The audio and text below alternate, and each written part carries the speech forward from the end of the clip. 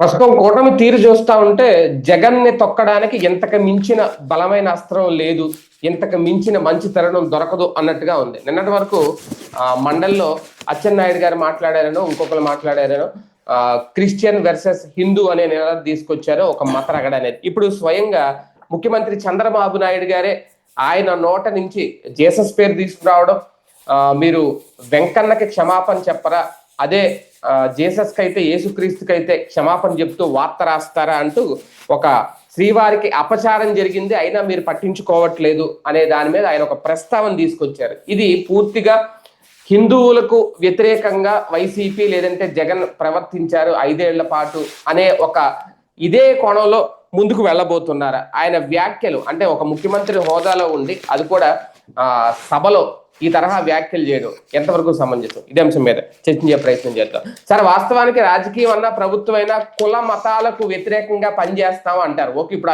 అట్లా చేయట్లేదు అనుకోండి, కానీ ముఖ్యమంత్రి నోటి నుంచే నిన్న మాటలు రావడం ఎలా చూడాలి? కుల మతాలకు వ్యతిరేకంగా పనిచేయకూడదు, అతీతంగా పనిచేయాలి. వీళ్ళు బేసిక్గా ఒకటి, చంద్రబాబు గారు ఏం చేసినా రైటు అని నమ్మేటటువంటి ఒక వర్గం ఉంది. అలాగే జగన్మోహన్ రెడ్డి ఏం చేసినా రాంగు అనే ఫీలింగ్ ఉన్నటువంటి వర్గం ఉంది. ఈ ఈ జగన్ని వ్యతిరేకించే వర్గం అంతా చంద్రబాబుకి అనుకూలమేం కాదు, చంద్రబాబుని ప్రేమించే వర్గం అంతా జగన్కి వ్యతిరేకమేం కాదు. దాంట్లో కొంత తేడాలు ఉంటాయి అన్నమాట. ఇప్పుడు బాబు గారి ప్రధానమైనటువంటి ఉద్దేశం, ఇప్పుడు జగను నవరత్నాలు ఇచ్చాడు, ఆ నవరత్నాలు అన్ని కరెక్ట్గా ఫస్ట్ ఏడాది నుంచి అమలు చేశాడు. సంక్షేమ పథకాలు అంతకు మించి ఇవ్వగలిగినోడు ఇంకెవడో లేడు, ఇంక్లూడింగ్ చంద్రబాబు గారు. అదే సందర్భంలో అభివృద్ధి, రాష్ట్రం మొత్తం మీద ఒక 10,000కి పైగా సచివాలయాలు, ఒక 10,000కి పైగా రైతు భరోసా కేంద్రాలు, ఒక 20,000 స్కూళ్ళకి సంబంధించినటువంటి నాడు నేడు కింద డెవలప్మెంట్, 12,000 ఆసుపత్రులు, ఆ 2 ఏళ్ళు కరోనా పోయినా 30,000 ఇన్ఫ్రాస్ట్రక్చర్, మొత్తం 50,000 ఇన్ఫ్రాస్ట్రక్చర్ కదా అది ఓవరాల్గా స్కూల్. ఇంత అసలు ప్రపంచంలో ఎవడన్నా చేయగలుగుతాడా? భారతదేశంలోనే కాదు, ప్రపంచంలో ఎవడన్నా చేయగలుగుతాడా? 3 ఏళ్లలో 50,000 ఇన్ఫ్రాస్ట్రక్చర్ అసలు ఎవడన్నా చేయగలుగుతాడా? పొరపాటు అన్నా సరే. ఒక్క అమరావతి కట్టడానికి 2 ఏళ్ళు పట్టింది, అట్లాంటి ఋషికొండలో ఫుల్ ప్లెడ్జ్డ్ కట్టిపడేశాడు 2 ఏళ్ళు తిరిగేటప్పటికి. అనుకుంటే సామర్థ్యం అంటే అడ్మినిస్ట్రీరియల్ యాక్టివిటీ. ఓ ప్రభుత్వం ఏం చేయాలండి? ప్రజలకు సంబంధించి నెంబర్ 1 అడ్మినిస్ట్రేషన్. అడ్మినిస్ట్రేషన్ అంటే ఏంటి? మనం అధికారుల దగ్గరికి పని వెళ్ళినప్పుడు ఇమ్మీడియట్గా జరిగిపోవటం, అవినీతికి తావు లేకుండా. జగన్మోహన్ రెడ్డి ఆ వ్యవస్థను తెచ్చిపెట్టేశాడు కదా, సచివాలయ వ్యవస్థ, వాలంటీర్ వ్యవస్థ దాకా. సర్వీస్ని నీ ఇంటికే తెచ్చిచ్చేశాడు. ప్లస్ హానరబుల్గా, గౌరవంగా మనం ప్రభుత్వ కార్యాలయానికి వెళ్ళినప్పుడు అదేదో మనమేదో అప్పులు తీర్చడానికి వెళ్ళినట్టు, వాళ్ళేదో మనకు అప్పులు ఇచ్చినట్టు బిహేవ్ చేస్తారు. అలాంటిది జగన్ టైంలో వాళ్ళొచ్చి మనతో హంబుల్గా మాట్లాడి అన్న అక్క అత్త అంటూ చేసుకొచ్చినటువంటి వాలంటరీ సర్వీసు, 2,000 జనాభాకు ఉన్నటువంటి ఒక అడ్మినిస్ట్రేషన్ సర్వీసు, ఇది నభూతో న భవిష్యత్. ఖచ్చితంగా రాష్ట్ర చరిత్రలోనే కాదు, దేశ చరిత్రలోనే ఒక సరికొత్త అధ్యాయం నిజంగా చేయాలంటే దేశమంతా అమలు చేయదగినటువంటి ఒక అద్భుతమైన అడ్మినిస్ట్రేషన్ రిఫార్మ్ అది. దాని మీద ఒక బురద దుర్మార్గమైనటువంటి ప్రచారం. అది కూడా ఏంటి, ఎలక్షన్కి ఒక 2-3 నెలల ముందు నుంచినే కదా బిగిన్ చేసింది, ఒక 6 నెలల క్రితం అనుకుంటా. ఏది వ్యభిచారము, 30,000 మంది అమ్మాయిలు, ఇట్లా చెప్పుకొచ్చింది. బట్ వాలంటీర్ వ్యవస్థ మీద అప్పటిదాకా ఎవరన్నా నెగిటివ్గా ఫీల్ అయ్యారా? సచివాలయ వ్యవస్థ మీద ఎవరన్నా నెగిటివ్గా ఫీల్ అయ్యారా? కానీ క్రియేట్ చేయగలిగారు కదా. అట్లాగే ఇంత పెద్ద అడ్మినిస్ట్రేటివ్ రిఫార్మ్స్ అది ఒక ఎత్తు అయితే, ఇంత పెద్ద డెవలప్మెంట్ ఒక పెద్దదైతే, ఈ రెండింటిని ఏమీ లేదు అసలు రాష్ట్రం అంతా సర్వనాశనం అయిపోయింది, చంకనాకిపోయింది అని ప్రచారం చేయగలిగారు కదా.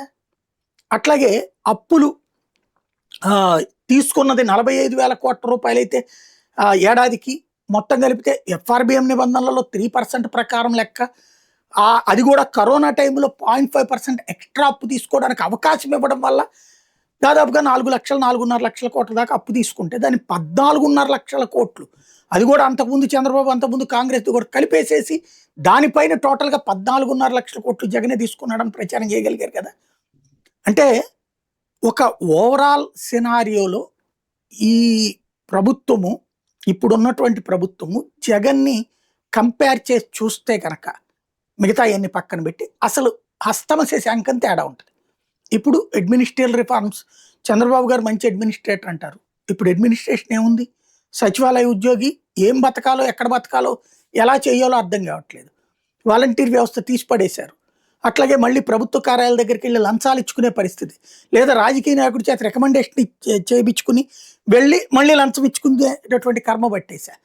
అలాగే మన పార్టీకి సంబంధించినటువంటి నాయకులు వాళ్ళని ఇదివరకు కరప్టెడ్ అని చెప్పేవాళ్ళం, వాళ్ళకి సంబంధించి వాళ్ళ ఆ రోజున గొడవ ఏంటి?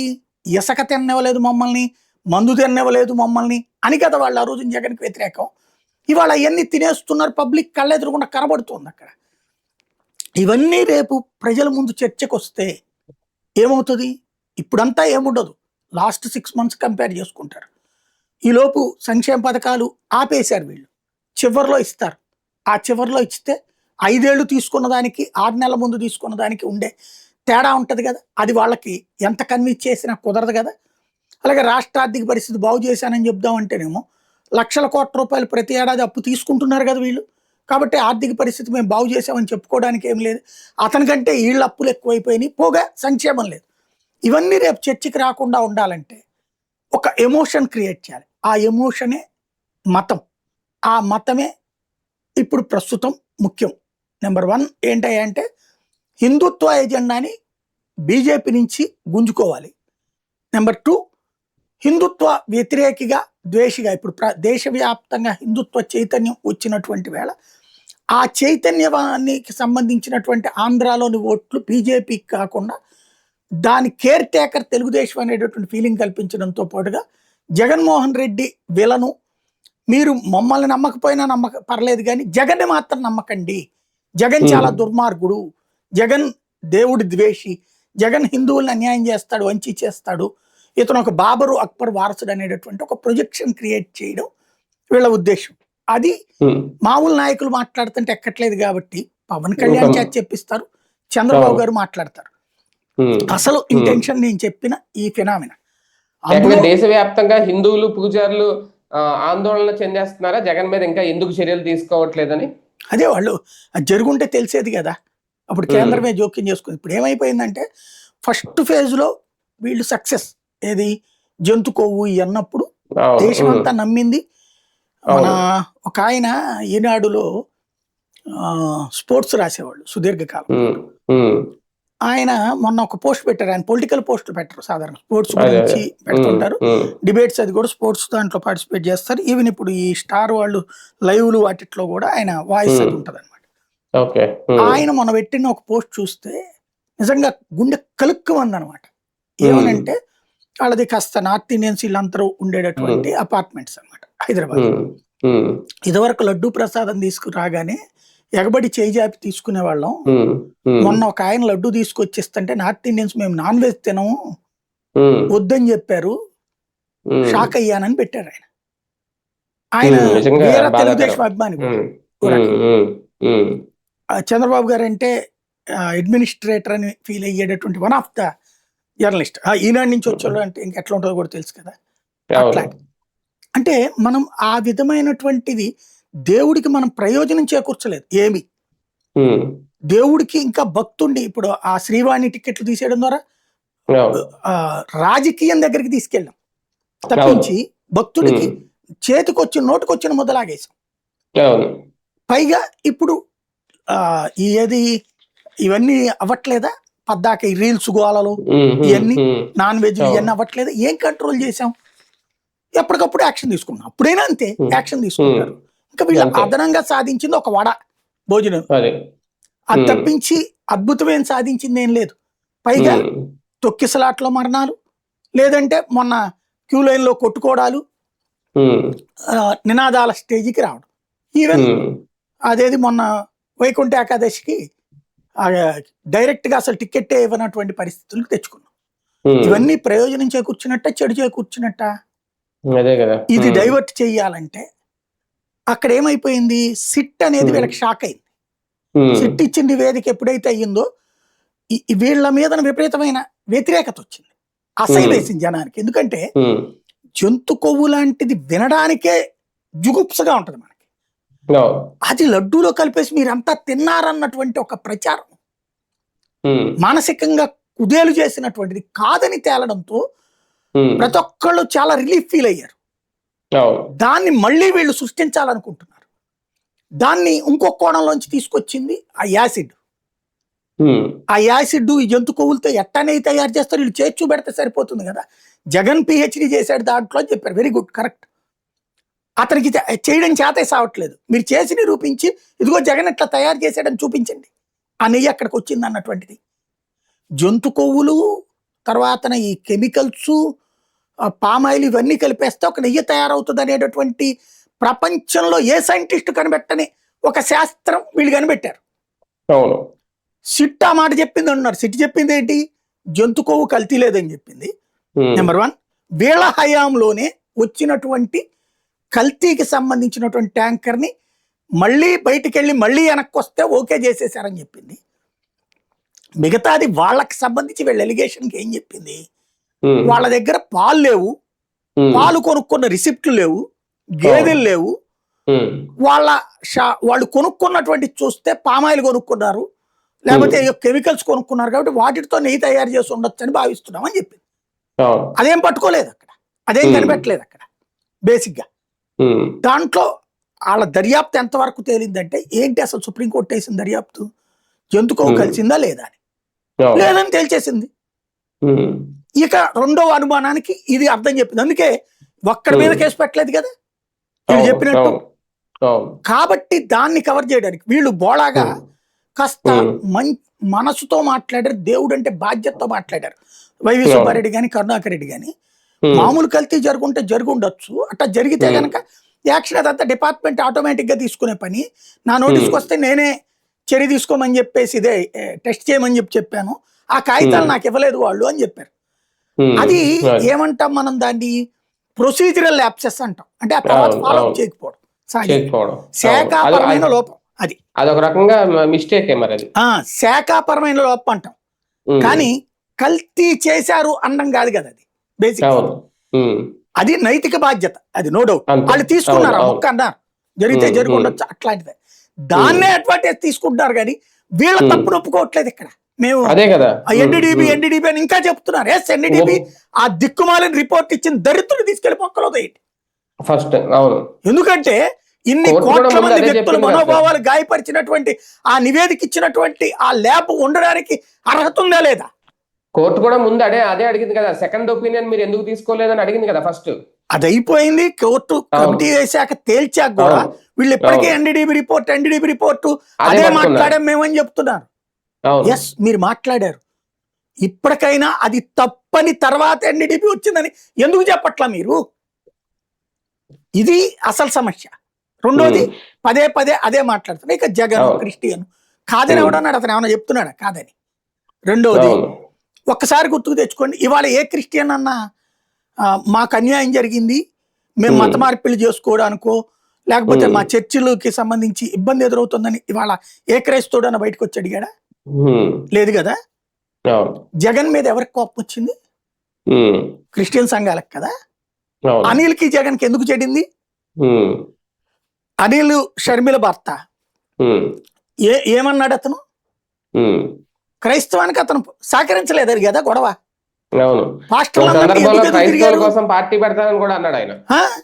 ఎదురు తిరిగింది ఎందుకు అతను? క్రిస్టియానిటీ మత వ్యాప్తికి అతను సహకరించలేదని కదా. చర్చిలన్నిటి ఒక దాటికి తీసుకొస్తానంటే వద్దన్నాడని కదా. మరి అతను క్రిస్టియానిటీ డెవలప్మెంట్ కోసం, హిందుత్వ ద్వేషాన్ని కోసం పనిచేసాడని ఎలాగా సర్టిఫై చేస్తున్నామంటే మేము మాట్లాడతాం అంతే. ఇక్కడ ఏంటంటే హిందువుల్లో వచ్చిన చైతన్యాన్ని వక్రీకరిస్తున్నారు. ఇక్కడ రోజు రోజుకి అంశాన్ని బాగా సున్నితం చేసేస్తుంది ఆ కూటమి ప్రభుత్వం. వెంకటేశ్వర స్వామి పవిత్రతను దెబ్బతీయాలని అన్నారని ఇంకో మాట కూడా అన్నారు. పోస్ట్ మార్టానికి కారకులైన వాళ్ళు పోస్ట్ మార్టానికే పోతారు, ఇది నా ప్రగాఢ విశ్వాసం అంటే ఏంటి అసలు ఈయన ఆలోచన ఉద్దేశం? అంటే ఏం లేదు, శాపం పెడుతున్నారు. ఇప్పుడు శపిస్తున్నారా రాజశేఖర రెడ్డి జగన్? చనిపోయాడు, రాజశేఖర రెడ్డి చావుని ఇప్పటిదాకా అలాగే చిత్రీకరించారు. తర్వాత ఇప్పుడు ఏమైంది, 7 కొండలు ఆయనే జీవో ఇచ్చాడని తేలింది. మరి అప్పుడు పాపం ఎవరు చేసినట్టు? ఇక్కడ వీళ్ళు కానీ దానికి నేను ఒప్పుకోలేదు కదా సార్. 2 కొండల జీవి ఇస్తే దాన్ని మేమే మళ్ళీ 7 కొండల జీవిగా మార్చామని అంటున్నారు కదా, ఆయన ఇచ్చాడని ఒప్పుకోవట్లేదు కదా. దాంట్లో ఉన్న రాసిన పాయింట్ ఏంటి, ఎలక్షన్స్ కి సంబంధించినటువంటి జీవో. అప్పుడు ఈ చర్చ వస్తేనే కదా, అంతకుముందు అసలు 7 కొండలు అన్న ఒక చట్టం లేదు. 7 కొండలు అనేది మనం దేవుడు తలుచుకునేటప్పుడు అనుకుంటాం, చట్టం లేదు. అప్పుడు ఎలక్షన్ కమిషన్ వాళ్ళు ఎన్నికలు పెట్టుకోవాలయా, పైన ఉన్నదంట కదా అంటే, అవును ఉంది, ఇంతకుముందు ఎప్పుడు చేసేవాళ్ళు కదా, కొత్తగా ఉంది, 2 కొండల మీద ఓటర్లు ఉన్నారని చెప్పారు. 2 కొండల మీద ఓటర్లు ఉన్నారంటే 2 కొండలే దేవుడి అని చెప్పినట్ట, అలా వక్రీకరించారు. ఇప్పుడు ఎన్టీ రామారావుని చేసినంత క్యారెక్టర్ అసాసినేషన్ ప్రపంచంలో ఎవడన్నా చేశారా? దేవుడు అని భావించినటువంటి వ్యక్తి, రాముడు కృష్ణుడు అని పూజించినటువంటి వ్యక్తిని ఎంత దారుణంగా మనం వ్యక్తిత్వ హననం చేయగలిగాం. మన చేతిలో మీడియా మనం పదే పదే ఒక అబద్ధాన్ని మాట్లాడుతుంటే ఎవడి వ్యక్తిత్వమైనా హననం చేయొచ్చు. ఇప్పుడు చిరంజీవికి సంబంధించి అక్కడెక్కడో ఆయనకి పాలకోలు దగ్గర ఏదో ఇల్లు ఉంది, దాన్ని చివరికి ఎంత ఇదంటే అంటూ అతనికి వ్యతిరేకంగా కథలు కథనాలు రాసింది ఎవరండి? సోషల్ మీడియాలో పోస్ట్. అసలు మెగా కుటుంబాన్ని వైసీపీ ఎప్పుడన్నా ద్వేషించిందా? మెగా కుటుంబానికి వ్యతిరేకంగా వాళ్ళ క్యారెక్టర్ అసాసినేషన్ చేసింది ఎవరు? దశాబ్దాల తరబడి. వంగవీటి రంగాన్ని రౌడీ అని చిత్రీకరించింది ఎవరు? అదే వంగవీటికి వ్యతిరేకంగా ఉన్నటువంటి దేవినేని విషయంలో ఎందుకు మాట్లాడలేదు? ఇక్కడ రౌడీయిజం అంటే 2 రౌడీలు అనాలి కదా, మరి ఒకళ్ళు రౌడీ అయ్యారు, ఒకళ్ళు దేవుడు ఎట్ట అయ్యారు? అలాగే రాష్ట్రంలో రౌడీయిజము ఇట్లాంటి వాటన్నిటికీ కూడా అంటే ఇది ఎట్లా ఉంటదంటే ఒక అదృష్టం ఒకటి ఉండాలి. ఇప్పుడు మీరు ఇరాన్ కి సంబంధించినటువంటి కొమైని భక్తులు ఉంటారు చూడండి, వాళ్ళు కొమైని ప్రపంచం మొత్తాన్ని నాశనం చేయడానికి అణుబాంబులు పెట్టినా, లేకపోతే అదేది హమాసు, హెజ్బుల్లా లాంటి తీవ్రవాద సంస్థని తయారు చేసి యూదు జాతిని అంతం చేయడానికి ప్రయత్నించిన, ఇప్పటికి కూడా ISIS లాంటివి, బోకో హరాం లాంటివి, నైజీరియా లాంటి చోట్లన క్రిస్టియన్స్ ని కిడ్నాప్ చేసి తీసుకెళ్లిపోయి బలవంతంగా రేపులు చేసి మతం మారుస్తారు. అయినా సరే వాళ్ళకి భక్తులు ఉంటారు. అలాంటి మూర్ఖత్వంతో కూడా ఉంటారు ఇక్కడ. అలాంటి మూర్ఖత్వంతో మీరు ఎవరినైనా సరే, అసలు ఫస్ట్ వీళ్ళ వ్యవహార శైలే వ్యక్తిత్వ హననం. వాళ్ళది వ్యక్తిత్వ ఎక్స్పోజింగ్. హైదరాబాద్ ని ఆయనే సృష్టించాడు.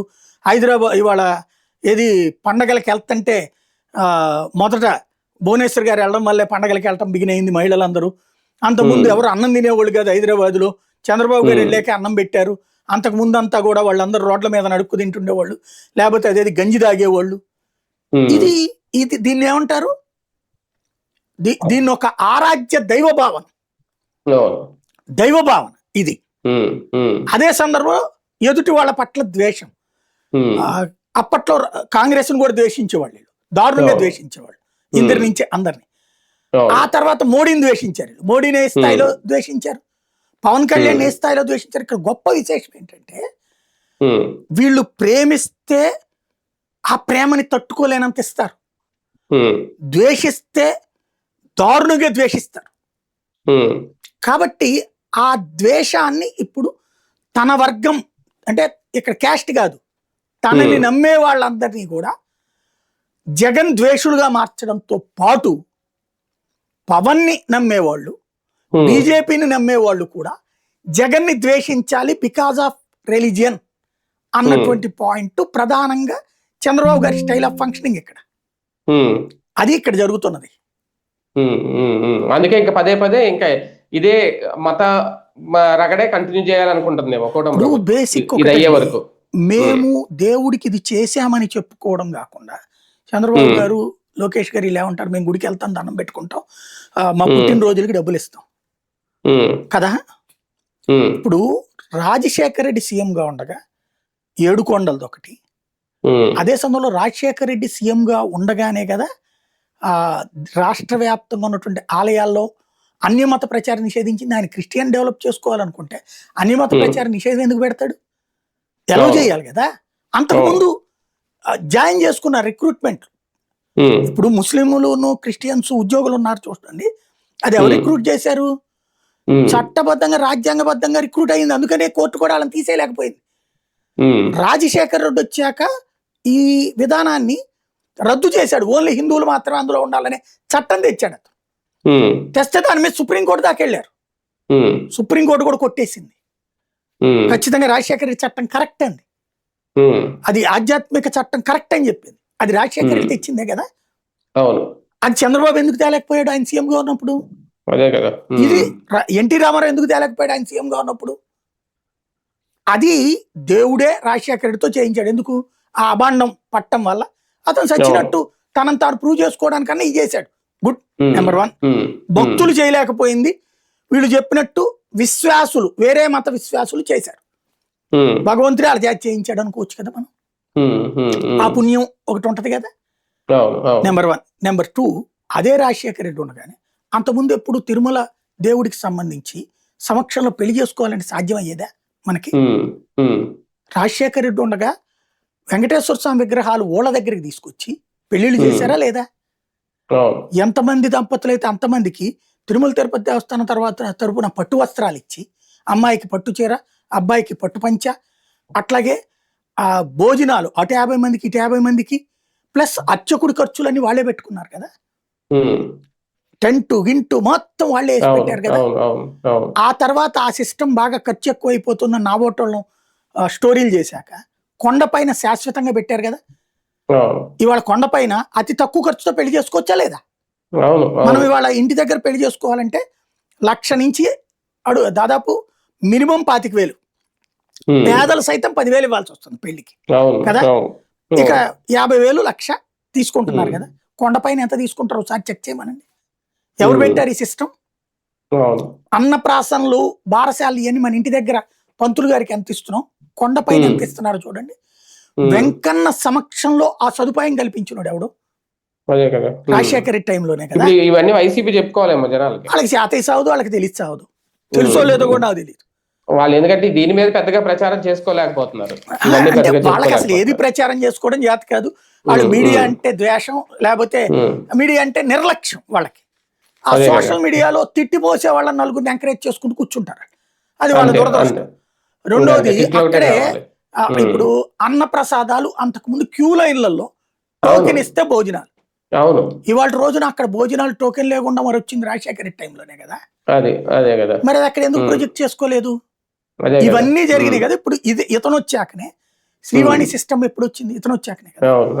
అట్లాగే దాని పేరేంటది, 10 రోజుల పాటు వైకుంఠ ద్వారదర్శనం వీళ్ళు వచ్చాక పెట్టబట్టినే కదా అన్ని లక్షల మందికి.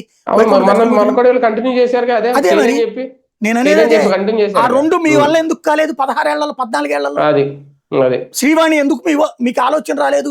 ఎమ్మెల్యేలు ఎంపీల దగ్గర బతిలాడుకుని లెటర్లు రాయించుకునే కర్మ ఎందుకు పట్టించింది ఇంతకాలం? దాన్ని తీసుకొచ్చింది ఎవరు? శేఖర్ దర్శన సిస్టమ్ తెచ్చింది ఎవరు? మళ్ళీ ఇప్పుడు మార్చేశారు కదా శ్రీవాణి కూడా. ఇప్పుడు అదే చెప్పేది, అంత ఫ్రీగా ఏం దొరకట్లేదు. దర్శనాలని సౌలభ్యపరచడం. ఇంకోటి, శ్రీవారికి ఇప్పుడు ఈ సేవలు ఉన్నాయి కదా, ఆర్జిత సేవలు. ఈ ఆర్జిత సేవలు సామాన్యుడికి దొరకట్లేదని నేనే గతంలో వీడియోలు చేశా. అప్పుడు ఆ తర్వాత వైవి సుబ్బారెడ్డి ఉన్న టైంలో దాన్ని ఫాలో అప్ చేశారు. ఎట్లాగా, మన లోపల తోమాల ఈ జరుగుతూ ఉంటాయి కదా, ఆ జరుగుతున్నప్పుడు ఉచిత దర్శనం వాళ్ళు ఇట్టించి వెళ్ళిపోయేటట్టు దర్శనం చేసుకుని, అంటే వాళ్ళకు కూడా ఆ సేవ దర్శనం అవకాశం కల్పించారు. కొన్ని రోజులే చేసినట్టున్నారు అదైతే. అప్పుడు పేపర్లోనే వచ్చింది దాన్ని. ఓ మంచి ఇది కదా. రెండోది, బ్రేక్ దర్శనాలు విఐపి కంటే కూడా భక్తుడికి ప్రయారిటీ ఇస్తా.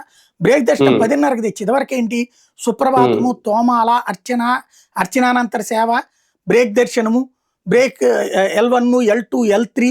ఆ తర్వాత ఏ 10:30కో ఆ టైంకి సామాన్య భక్తుడి దర్శనం అవుతుంది. రాత్రి తెరుచు కూర్చున్నా క్యూ లైన్. అలాంటిది జగన్ వచ్చిన తర్వాత ఈ ధర్మారెడ్డికి వదిలిపెట్టాక తీసుకొచ్చిన సిస్టమ్ ఏంటది, పొద్దున్నుంచి ఫస్ట్ ఆ క్యూ లైన్ లో నుంచి ఉన్న వాళ్ళందరికీ, కంపార్ట్మెంట్ లో నుంచి ఉన్న వాళ్ళందరికీ మొదటి దర్శనం. ఆ తర్వాత బ్రేక్ వాళ్ళకి 9-10కి పెట్టాడు కదా, మార్చాడు కదా. అది ప్రజలకు ప్రయోజనం చేశాడా, చెడగొట్టినట్ట భక్తుడికి? అలాగే పొద్దున్నే ఇది అసలు ధర్మారెడ్డిని తిట్టుకొని వైసీపీ వాళ్ళు లేడు, తిట్టుకోని వాళ్ళు లేడు.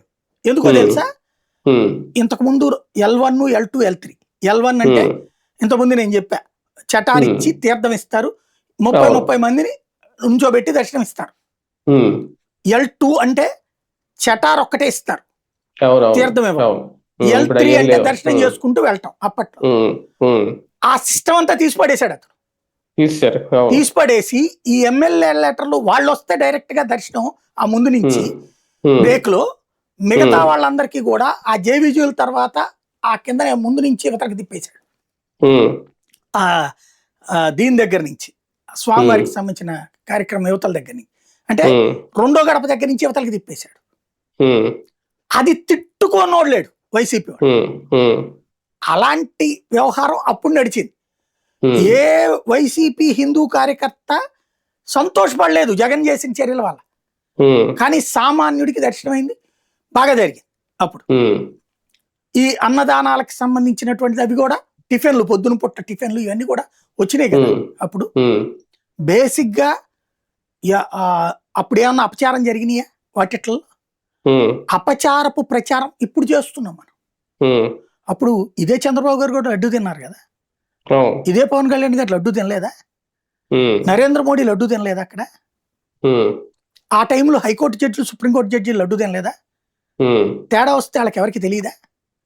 ఇంకోటి, మొన్న పాలకి తేడా వస్తే చచ్చిపోయారు కదా, లేకపోతే నెయ్యికి తేడా వచ్చిన ఇంకోటి ఏది మన ఎక్కడ ఎందుకు హాస్టళ్లలో కాస్త ఫుడ్ పాయిజనింగ్ అయితే వెంటనే కడుపుల నొప్పులు, హాస్పిటల్లో జాయిన్ అవ్వడాలు, చచ్చిపోవడాలు జరిగినాయి కదా హాస్టల్లో వాటిల్లో.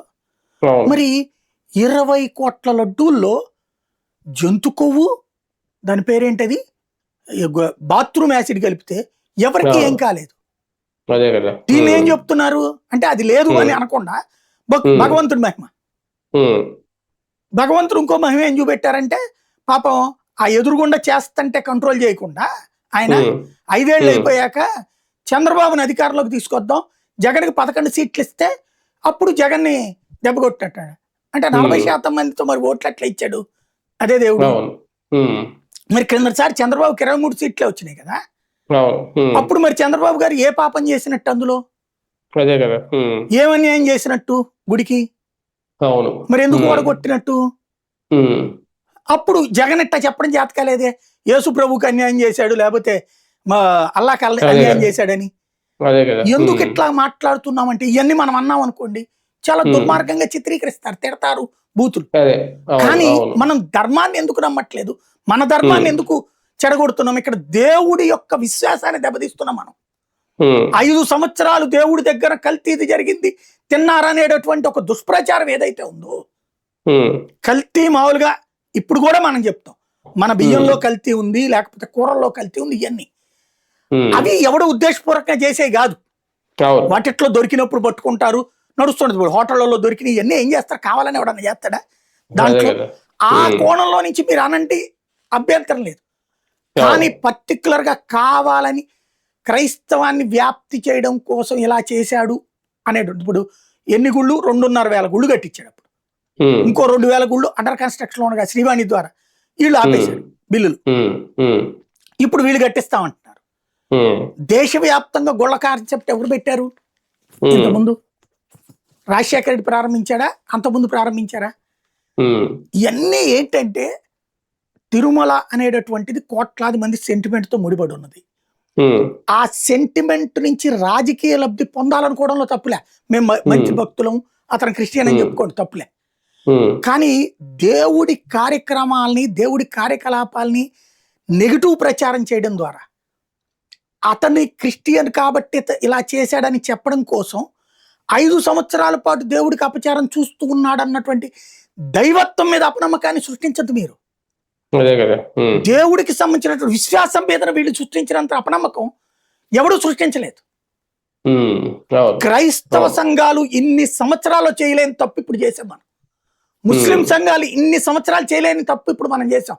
దేవుడి మీద విశ్వాసాన్ని వాళ్ళ వల్ల భంగపరచడం మీరు చేశారు. ఇక్కడ తిరుమల దేవుడి మీద మనకున్న విశ్వాసం ఏంటి? గురువారం అయితే అక్కడ నేత్ర దర్శనం రోజున అబద్ధం చెప్పడానికి కూడా వణికిపోతారు తెలుసా, ఉమ్, ఉమ్, వెళ్ళి చెంపలేసుకుంటారు అక్కడ. ఉమ్, తెలియకుండా తప్పు జరిగి ఉంటే ఖచ్చితంగా తెలియగానే వెళ్ళి చెంపలేసుకునేటటువంటి కల్చర్ ఉంది స్వామివారి దగ్గర. అవును. తెలిసి తప్పు చేసేటటువంటి ధైర్యం ఎవ్వడు చేయడు. ఉమ్, అలా ప్రయత్నిస్తే సర్వనాశనం అయినటువంటి వాళ్ళే ఉన్నారు. ఉమ్, ఆ సర్వనాశనాన్ని వీళ్ళు శాపంగా పెడుతున్నారు. అవును. ఇప్పుడు ఆ లెక్కనైతే మిరాసి వ్యవస్థ అంటారు. అంటే ఉమ్, ఉమ్, పంతులు గారు తర్వాత వాళ్ళ కొడుకు ఉమ్, ఈ వ్యవస్థే కదా హిందూ ధర్మానికి పరిరక్షణకి ముఖ్యం. ఉమ్, మ- ఆ, హిందూ ధర్మానికి తరతరాల నుంచి అట్లా ఉండబట్టినే కదా ఇవాళ బ్రాహ్మణులు అవును. అర్చకత్వం వైపుకి వెళ్తున్నారా? లేదు కదా. ఉమ్, ఇదివరకు ఉమ్, ఎందుకు వెళ్ళారు? ఆ వారసత్వం ఉంది కాబట్టి. అవును. ఆ వారసత్వాన్ని తీసేసింది ఎవరండి? ఎన్టీ ఉమ్, రామారావు. మిరాసి ఉమ్, వ్యవస్థ రద్దు చేసి దాన్ని గొప్పగా అవును. చిత్రీకరించారు. కానీ ఆ అవును. కారణంగా మనం ఇవాళ అర్చక కొరత ఎదుర్కొంటున్నాం. అనేక గుళ్ళకి ఉమ్, అర్చకుడు లేడు మనకి ఇప్పుడు. ఉమ్, ఆ కారణంగా ఆలయాల ధూపదీప నైవేద్య వ్యవస్థ నాశనమైంది. ఉమ్, దేవాదాయ ధర్మాదాయ శాఖ తెచ్చింది ఎవరండి? ఇక్కడ ఏమని చెప్పి తెచ్చారు? ఉమ్, పల్లెటూళ్ళలోనో పట్టణాల్లో ఉన్నటువంటి గుడికి బోల్డ్ అంత ఆస్తుంది. ఆ ఉమ్, ధర్మకర్తలు వాళ్ళు దాంట్లో అవకతవకలకు పాల్పడుతున్నారు. వాళ్ళ వ్యక్తిగత ఉమ్, స్వార్థానికి వాడుకుంటున్నారు. మేము దాన్ని రెగ్యులరైజ్ చేస్తామని తెచ్చింది ఎవరు? ఉమ్, ఈ ప్రభుత్వమే కదా. అవును. దేవాదాయ ధర్మాదాయ, దేవుడి నుంచి ఆదాయం, ధర్మం నుంచి ఆదాయం. అంతకుముందు ఈ టికెట్ సిస్టమ్ ఉందా గుళ్ళల్లో? ఉమ్, అదే కదా. అంతకుముందు ఆర్జిత సేవలు ఉన్నాయా గుళ్ళల్లో? ఉమ్, అంతకుముందు ఈ విధంగా అర్చకుడి మీద పెత్తనం ఉందా ఆ రోజున? అవును. అర్చకుడి మీద ఎవడు పెత్తనం చేసేవాడు కదే.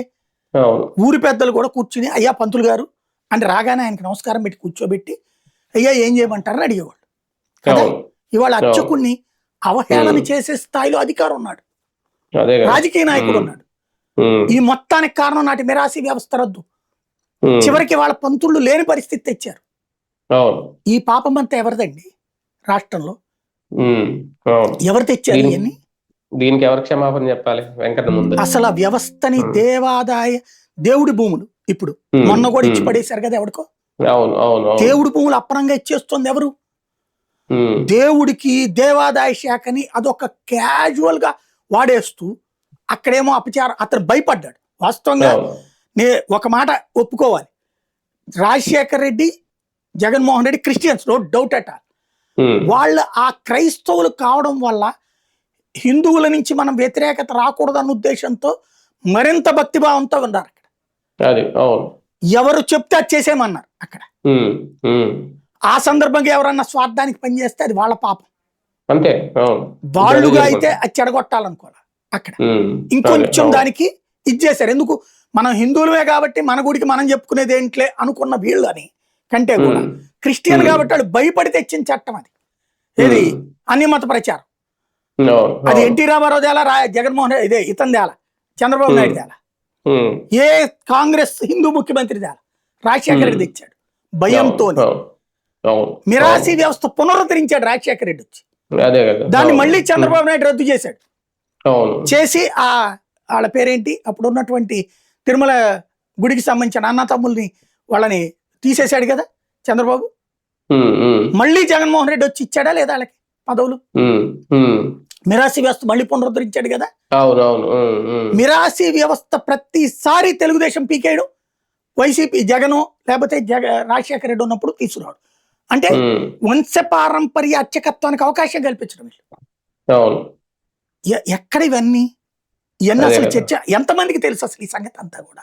తెలియదు. అదే కదా. అదే వైసీపీ సాధారణంగా కూడా మనం ఆ విషయం. వెళ్తాం, గుళ్ళో చందా వేస్తున్నాం, దండం పెట్టుకుంటున్నాం, చటారు ఉమ్, తీసుకున్నాం, వచ్చేస్తున్నాం. చంద్రబాబు గారు ఉమ్, చెప్పారంటారా ఆడంతా దుర్మార్గం అంటారా అనేస్తున్నారు అంతే.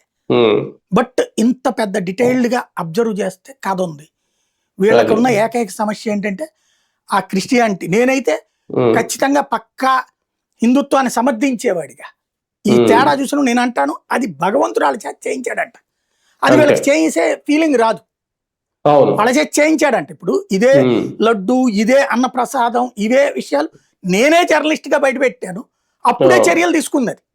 ఉమ్, రాజశేఖర్ ప్రభుత్వమే చర్యలు తీసుకుంది అవును. వాటికి సంబంధించి. ఉమ్, తీసుకునేలా చెయ్యగలిగాం. ఉమ్, సేమ్ టైం వాళ్ళు చేశారు వెంటనే. అది. ఇప్పుడు నువ్వు అవును. 100 రాయి, అవును. సమస్య అది. లేదు. శ్రీవాణిది ఏం ఉమ్, చేశారు? అవును. చక్కగా ఉమ్, నోటి దగ్గర ఉన్న ముద్దలు ఆగిపడేశారు కదా. అవును. ఇప్పుడు ఎన్ని ఎవడు ఇబ్బందులు ప్రయోజనించో పడుతున్నారు. కూర్చున్నట్టు అది ఉమ్. ఇది బాధ. Right, right. చూద్దాం. మొత్తానికి చాలా సున్నితమైన అంశంగా తీసుకెళ్లిపోయి జగన్ మీద బురద చెల్లే ప్రయత్నం దీని ద్వారా గట్టిగా చేయాలనుకుంటుందా ప్రభుత్వం అంటే అవునని అనిపిస్తుంది. కానీ ఒకటి ఏది ఏమైనా వెంకటేశ్వర స్వామి వారి ప్రభావాన్ని గాని పవిత్రతను గాని తగ్గించే ప్రయత్నం ఎవరు చేయలేరు. అది ఎవరి వల్ల కాదు. కాకపోతే ఆ తరహా వ్యాఖ్యలు ఎందుకు చేశారో చంద్రబాబు నాయుడు గారు ఆయన ఆలోచించుకోవాలి.